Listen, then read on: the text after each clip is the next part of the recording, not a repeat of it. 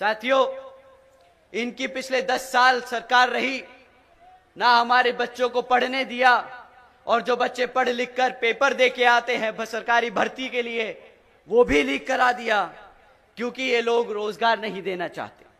ये चाहते नहीं कि किसी तरह आप रोजगार में आ जाएं, क्योंकि अगर आपको रोजगार मिल जाएगा तो बाबा साहब ने जो आपके लिए आरक्षण तय किया है वो भी आपको मिल जाएगा।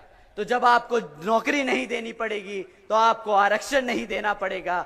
ये साथियों सोची समझी साजिश है इन लोगों की कि आपको आपकी पढ़ाई से, आपके इतिहास से, आपके आरक्षण से आपको दूर करना चाहते हैं। अब बताओ, अगर कोई सरकार, कोई पार्टी आपको आपके हकों से दूर रखे, आपको आपके इतिहास से दूर रखे, तो वो पार्टी को क्या कहेंगे आप? क्या कहेंगे आप ही बताइए? चोर, चोर कहेंगे आप ऐसी पार्टी को। साथियों, भारत की जनता ने इन्हें वोट डाला है, कोई विश्वास करके ही वोट डाला होगा। तो जो विश्वासघात करे उसे क्या कहते हैं? गद्दार कहते हैं, गद्दार। ये पार्टी गद्दार है, ये आपकी गुनहगार है। साथियों, इनका समय पूरा हो गया है। साथियों, ऐसा नहीं है कि ये सरकार आपको रोजगार नहीं दे सकती। आप जानते हैं कि सेंटर में 30 लाख से पद खाली पड़े हैं, 30 लाख से ज्यादा सरकारी पद खाली पड़े हैं। चाहे तो ये कल आपको रोजगार दे चाहे तो आपको कल रोजगार दे दे, परंतु इनकी नीयत नहीं है, इनकी इच्छा नहीं है कि आप कभी रोजगार में आ जाओ। तो साथियों, ऐसी सरकार जो रोजगार नहीं देती, जो पढ़ने नहीं देती, ऐसी सरकार को कोई हक नहीं सत्ता में आने का। ऐसी सरकार को कोई हक नहीं आपके बीच में आने का। ऐसे लोग अगर आपके बीच में आए तो जूता निकाल के रेडी कर लीजिएगा कि वोट की जगह जूता मारने का समय आ गया है इनको। साथियों, कुछ दिन पहले आदरणीय प्रधानमंत्री जी ने मंच से कहा था कि कुछ लोग उत्तर प्रदेश की भाजपा सरकार को बुलडोजर की सरकार कहकर बदनाम कर रहे हैं। अब आप ही बताइए, जो सरकार अपने गरीबों का घर उजाड़े, जो सरकार उनसे उनका घर छीन ले, तो वो क्या बुलडोजर की सरकार नहीं है? आप ही बता दीजिए। बुलडोजर की सरकार है कि नहीं? आप ही बता दीजिए।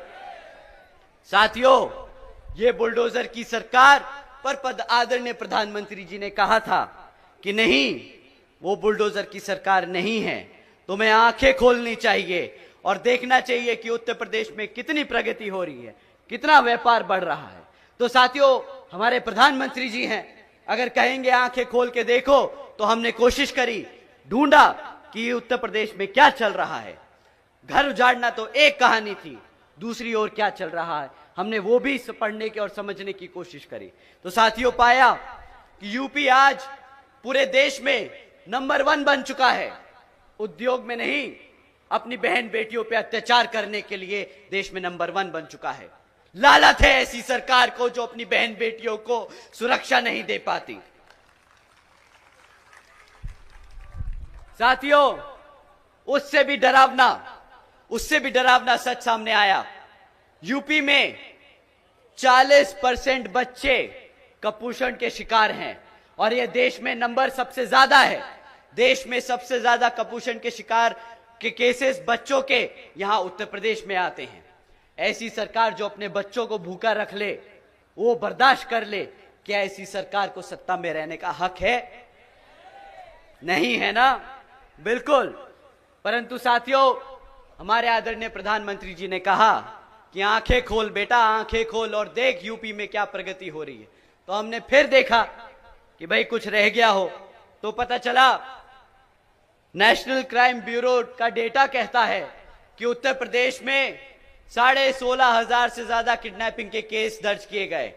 अब आप ही बताइए, जहां पे बच्चे बहन बेटियां सुरक्षित नहीं हैं, हमारे छोटे छोटे बच्चे भूखे रह रहे हैं, जहां पे किडनैपिंग बढ़ती जा रही है, तो ये बुलडोजर की सरकार तो नहीं है। साथियों, मैं मानता हूं कि ये बुलडोजर की सरकार नहीं है। साथियों, जो ये सरकार है, जो ये बुलडोजर की सरकार नहीं, ये गद्दारों की सरकार है, गद्दारों की सरकार है। साथियों, जो सरकार अपने युवाओं को, जो अपने बच्चों को भूखा रखे, जो सरकार अपनी बहन बेटियों को, जो बहन बेटियों पे अत्याचार होने दे, जो अपने युवा साथियों को, युवाओं बच्चों को बेरोजगार रखे, जो अपने बड़े बुजुर्गों को फ्री राशन के नाम पर यहां की जनता को गुलाम बनाकर रखे, ऐसी सरकार को आप जानते हैं क्या कहना चाहिए? ऐसा शासनकाल पता है कहां होता है? जहां बच्चे भूखे रहें, जहां बहन बेटियों पे अत्याचार हो, जहां युवा बेरोजगार हो, जहां जनता फ्री राशन के नाम पे गुलाम बना दी जाए। ऐसी सरकार आतंकवादियों की सरकार होती है, ऐसी सरकार तालिबान अफगानिस्तान में चलाता है। साथियों, इन सरकारों ने, भाजपा की सरकार बुलडोजर की सरकार नहीं, यह आतंकवादियों की सरकार है, अपनी आवाम को गुलाम बनाकर रखा है। ऐसी सरकार का समय आ गया है अब खत्म होने का, और यहां पर बहुजन समाज पार्टी की सरकार बनाकर, बहन जी को प्रधानमंत्री बनाकर यहां पे उत्तर प्रदेश में बहुजन समाज पार्टी का राज कायम करने का।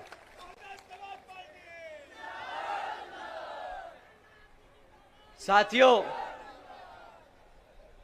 अगर हमारी बात थोड़ी ज्यादा छुप गई हो और इलेक्शन कमीशन को लगे कि हमें तालिबान नहीं बोलना चाहिए था या भाजपा को आतंकवादी नहीं बोलना चाहिए था, तो हम उनसे दरख्वास्त करेंगे कि यहां उतर के आके देखें और गांव-गांव में घूमें और पता करें कि यहां के जो बहन बेटियां हैं, जो हमारे युवा हैं, वो किस हालत में जी रहे हैं। वो खुद समझ जाएंगे कि जो हमने कहा वो गलत नहीं, वो सत्य है, वो सच है, वो हमारी आवाम आज जी रही है। साथियों, रोजगार पर एक और टिप्पणी करी थी आदरणीय प्रधानमंत्री जी ने। उन्होंने कहा था कि भाई सरकारी नौकरियां नहीं है तो क्या हुआ, सरकारी नौकरियां नहीं है तो क्या हुआ, भाई पकोड़े तो तल रहा है ना, वो भी तो रोजगार है। अब आप ही बताइए, इतनी पढ़ाई लिखाई कराकर अपने बच्चे को आप पकोड़ा तलवाएंगे क्या? बहुजन समाज पढ़ा लिखा समाज है, वो पकोड़े तलने के लिए नहीं पैदा हुआ है। वो यहां अपने भारत की संविधान के आधार पर चलकर अपने भारत को आगे बढ़ाने का काम करेगा। बहुजन समाज पहला समाज ऐसा होगा जो देश को आगे तरक्की की ओर लेके जाएगा। साथियों, अगर आपने गलती से भी इनको सत्ता में आने दिया तो अगले 5 साल बाद ये बोलेंगे कि भाई हमने सबके हाथ में कटोरा थमाने का काम किया है, अब सब कटोरा लेके भीख मांग रहे हैं, तो क्या वो भी रोजगार है? वो भी रोजगार है? आप ही बताइए साथियों।